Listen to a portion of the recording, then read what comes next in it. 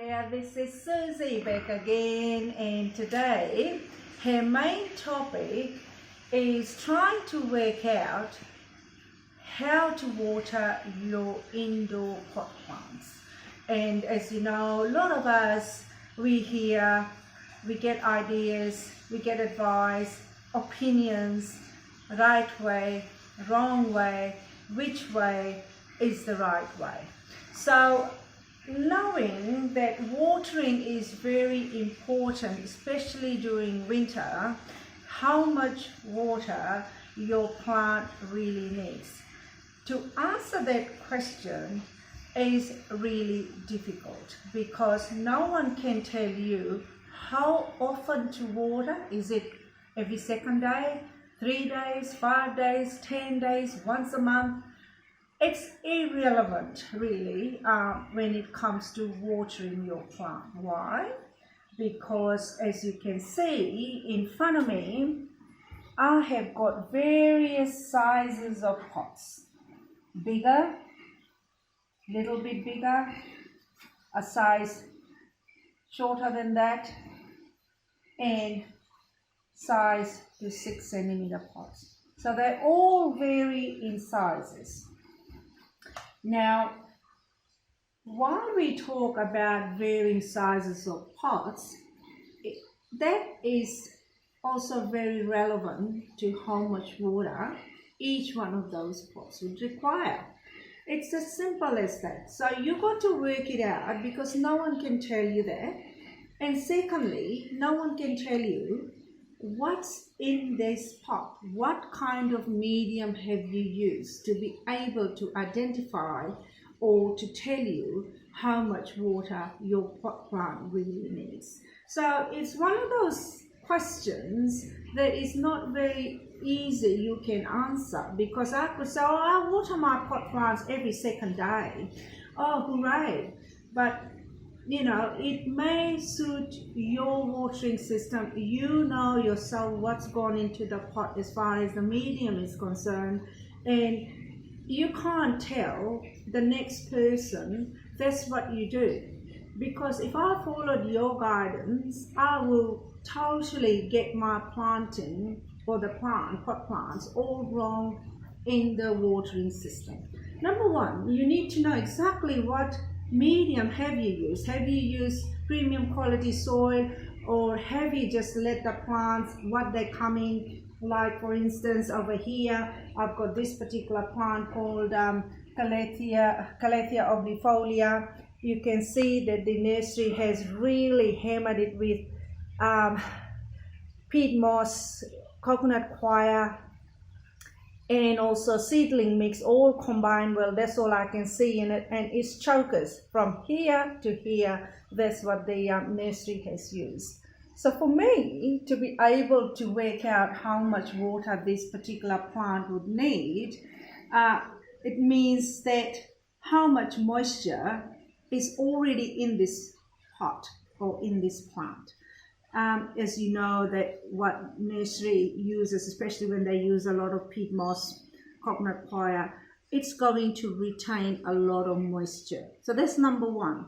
So once it's dried out, you got to poke your hand at least 2 centimeter to 3 centimeter deep down to see how wet your soil is. I can see it's very wet, and I shouldn't be watering this pot plant for another week at least, till it dries at least 2 to 3 centimeters on the top before I water it. And to water this pot plant, this is just my advice. I mean, everyone becomes an expert, but what I do with my pot plants is I never water them in the rooting system or near the stem where the new shoots are coming out.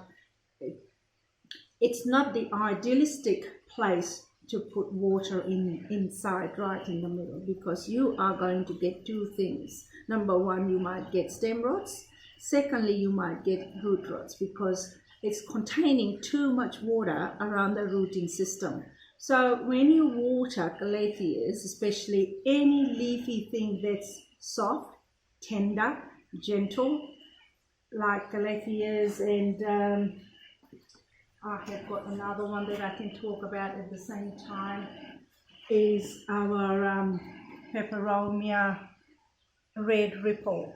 Now, these plants, both of them, comes in my category of very soft-leaved plants because they're full of moisture, especially the Peperomia is full of moisture. If you look at the Peperomia in the stem, it's very delicate.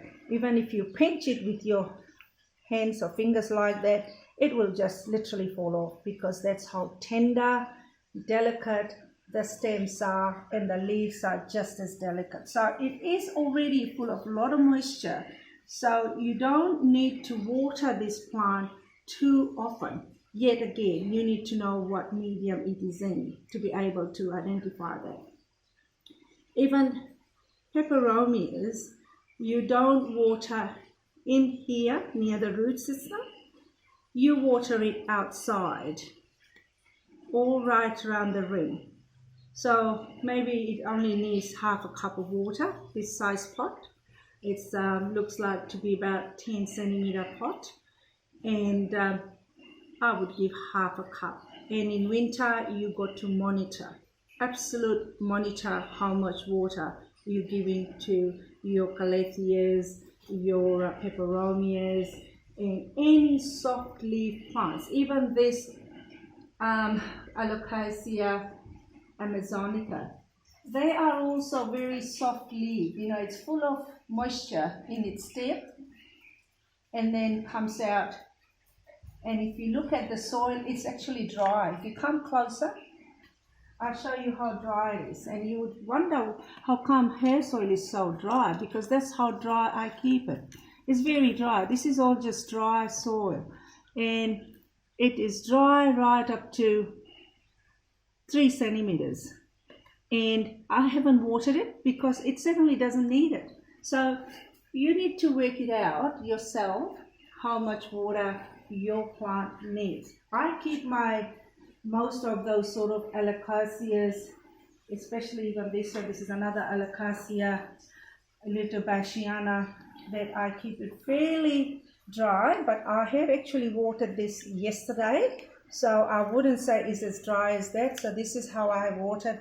There is no water sitting in the pot that it's in, and it's got obviously it's got plastic stopper, so it's still got stopper, so there is no water retention inside.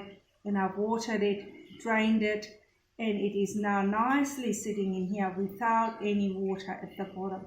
And that's how in winter you got to look after your babies, you know, because it's so important that in winter comes where the temperature drops up to 5 degrees below and you don't have the right heating system, can't keep the plant warm in the temperature like in the tropics would be between 15 to about 28 degrees. I mean, here in Victoria, we don't get that kind of temperature in winter where our indoor plants could survive. So it's important to, if you can't provide the temperature, then you really have to rely heavily on how much water these plants need. So it's very important.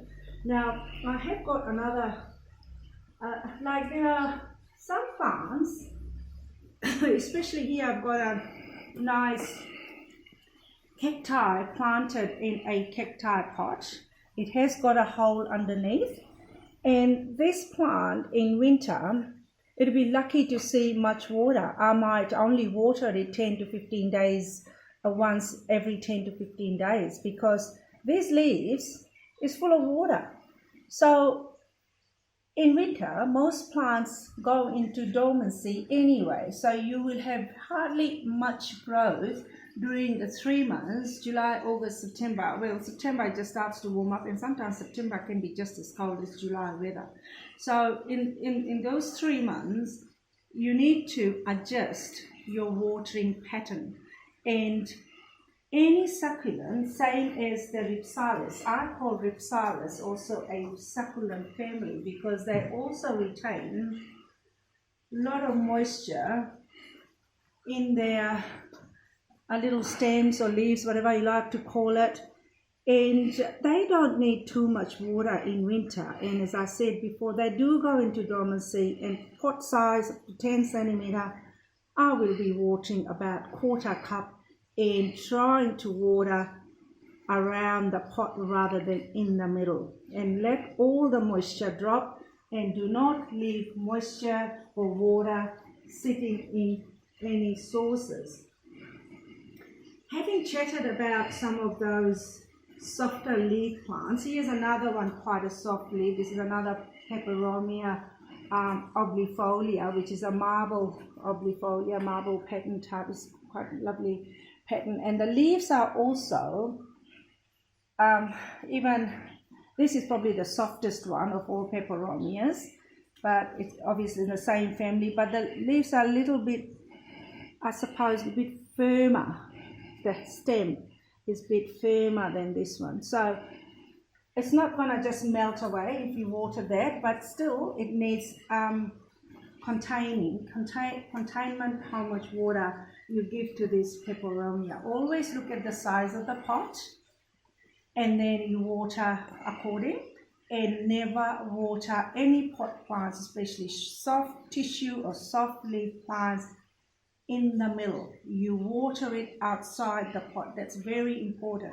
And water till the water just about to start coming out, and then take all the remaining water from the tray away, and do not leave water sitting in the tray for the Peperomias. That's one thing Peperomias don't like, is to have water sitting on their tray. Make sure that everything has all drained out and you put it back. Now, Peperomias and Calatheas, you can always put pebbles, as you can see here.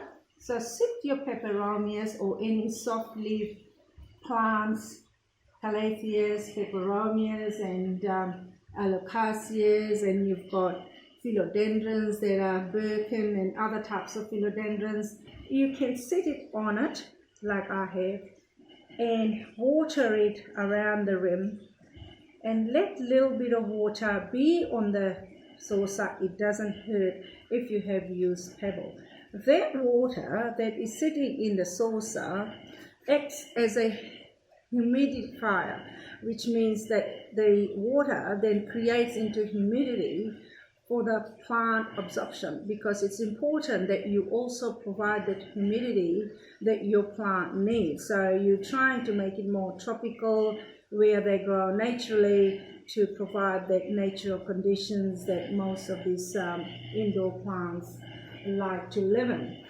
And then another thing, if you don't have pebbles and if you have got perlite, don't hesitate to just put perlite on the bottom of the tray or the saucer, and stick your delicate pot plants in this on the saucers, like what I have done here. It acts exactly the same as the pebble, and perlite does not absorb moisture.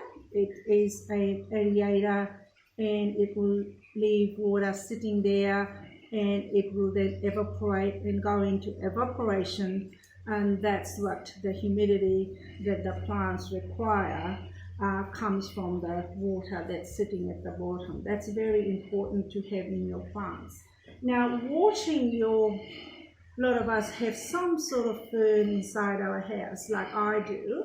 I have a lot of maidenhair ferns. You may like to go back and check out type of medium that I've used in my maidenhair fern. And remember, I did a lot of repotting of the maidenhair ferns. Here's one of the ones that I repotted. So it's looking rather very nice. It's come out beautifully. Remember, I also used Epsom salt, the magnesium sulfate. That magnesium sulfate, I have used it to make the leaves of all green leafy thing to be even vibrant foliages, vibrant green foliages. And that's the reason why I use. Look at how vibrant this particular fern has turned out to be. And remember, I also used sphagnum moss, so that there is also a moisture containing element or the ingredient that I used in this particular pot. Now, trying to water this plant, it doesn't really matter whether you water it from the top, whether you water it in the rooting system or outside. This plant doesn't really care because it is a moisture loving plant, so it makes no difference whether you water it from the top anywhere and from the bottom. A lot of them like to water them from the bottom. There's nothing wrong with that because the root will still absorb whatever it needs.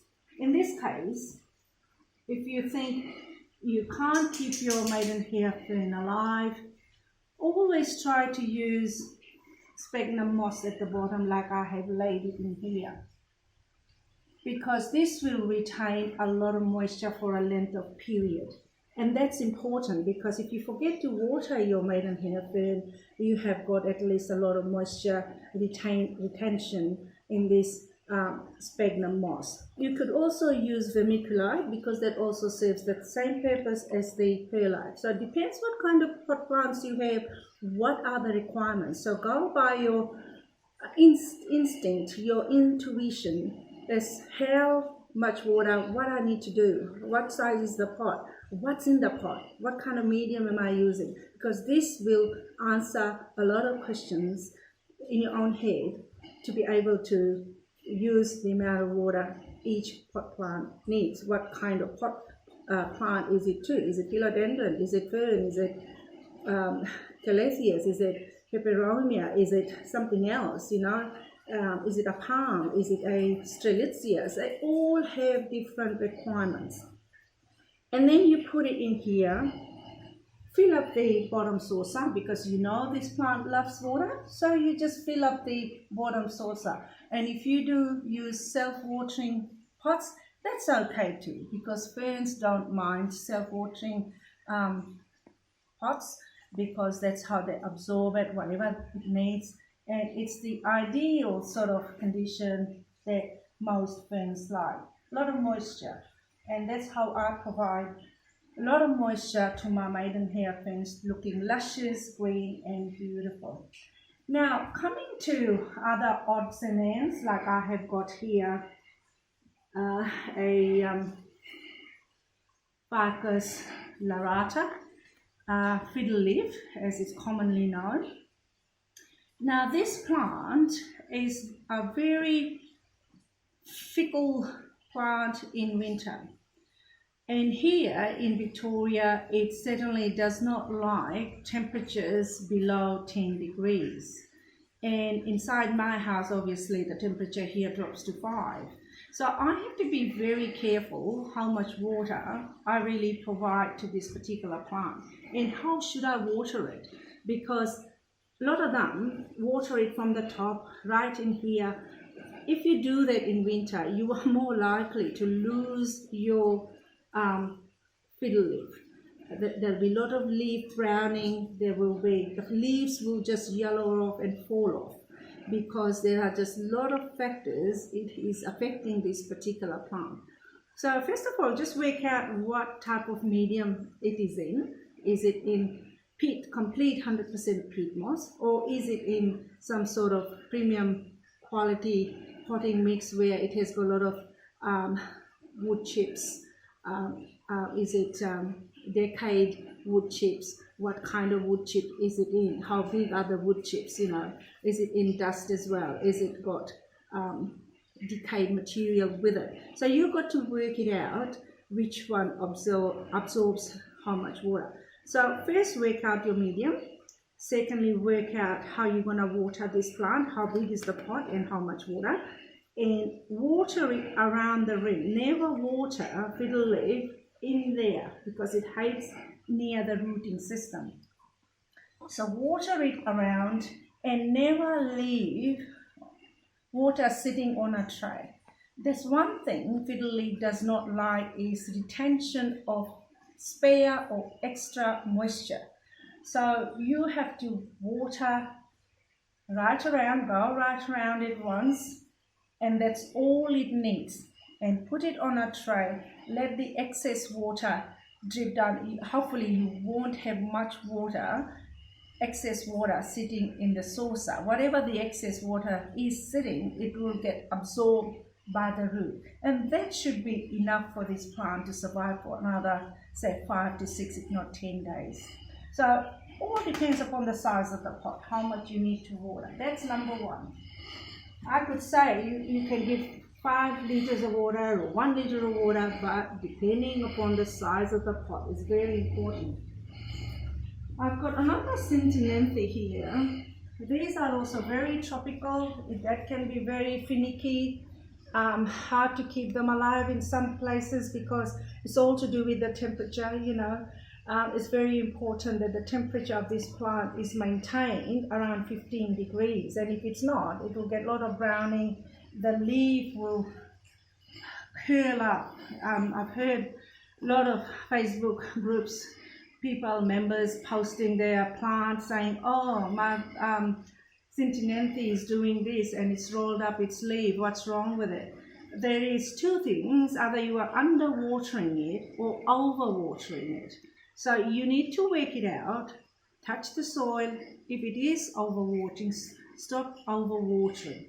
That's number one. And you have to very quickly change the soil because they don't like sitting in damp, highly moistened soil. So you've got to change the medium very quickly to bring it to life, really. And cut down on watering and water outside right around, and that should be enough water for the maintenance of this particular plant during winter months.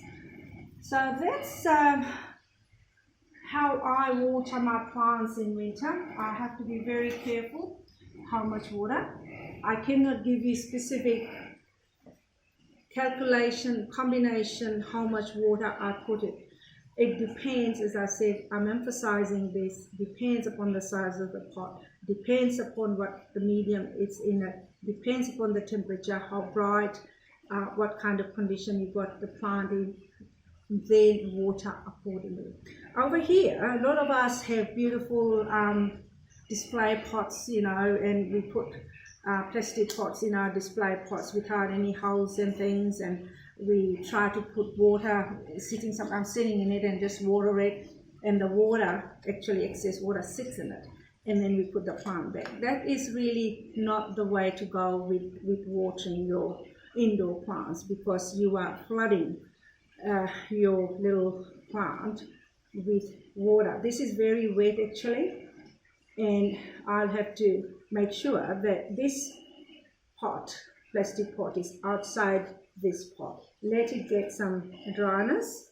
And myself, I'm not an expert either. Sometimes I can overwater them too, simply because putting it back in there. So never put your plants back in there. Let all the water drain out. Take it to the sink, water it there, put it next to the sink, let it sit there for about a couple of hours or so before you put it back into your display pots. That's important. Doesn't matter which one of all these plants you put it in a display pot, they would require the same treatment. Just get rid of the excess water and then put it in the display pot. The only thing that I could say that will not mind heaps of water is your maidenhair fern or some of the ferns that is growing in my atrium over there. The ferns are very good with water, you know, they don't mind. If you love mothering your plant, love giving water and just nurturing with too much water, maidenhair is the way to go. But the rest you really got to cut down with a lot of watering during winter. It's I can't say whether you have to water 3 days, 5 days, 10 days, and you got to work that out your intuitionally. Now, I think I have covered all the essentials, and always check the leaves. Is it the hard leaf? Hard leaves will tolerate a lot more water. Soft leaves will not tolerate excess water in winter. That's something you can work it out yourself. Is it hard leaf? Is it soft leaf?